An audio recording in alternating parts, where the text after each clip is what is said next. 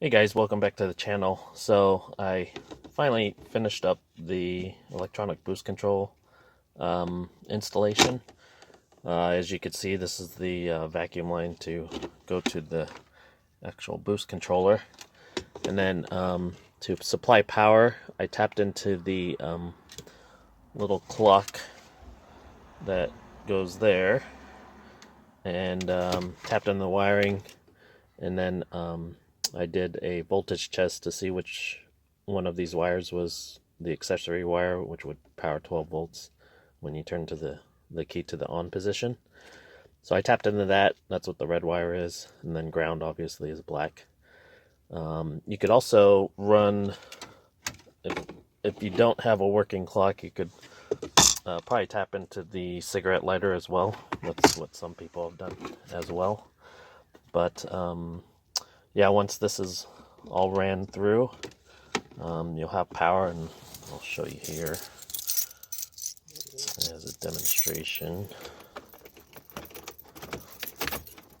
So when you turn the car to the on position, now it powers up and whatnot. And I've set the boost controller to 30%, which hopefully will get me the 12 pounds of boost. I have to do some wide open throttle pulls, probably like in third gear, to make sure that it's hitting the 12 pounds of boost and sustaining it.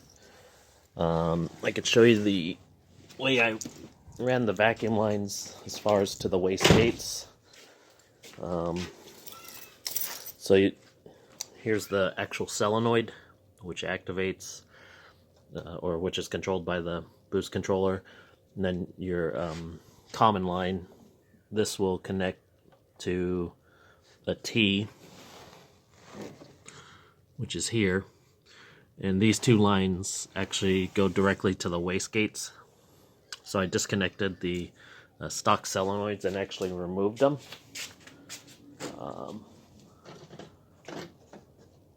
Here's what the stock solenoids look like. So I removed them.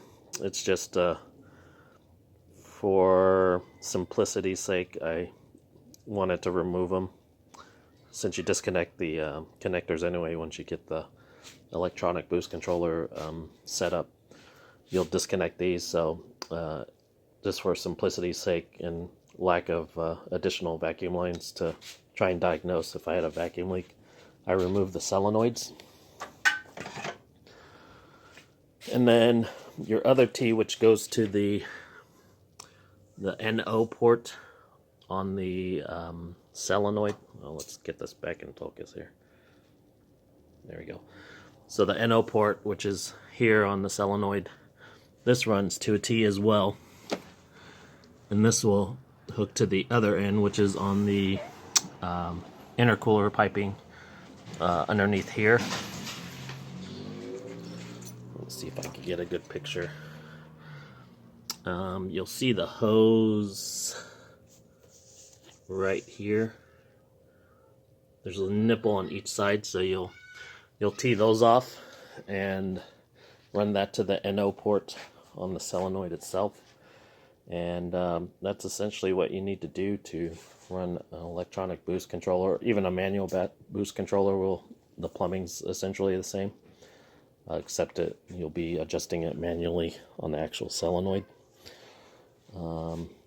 But just wanted to give an update on the Z. This was the final step. I had a chipped ECU shipped, and I have that installed, so that allows me to run the higher boost. I'll be running 12 pounds of boost, and hoping to get videos of that soon. But just wanted to make an update on the Z itself and show you the progress that's been made.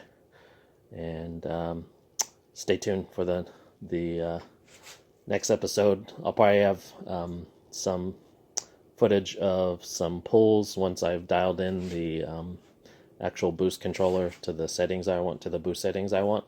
And then I'll probably do a tutorial, because I didn't see too many on the Greddy unit as far as setting up the actual parameters to get the desired boost that you want.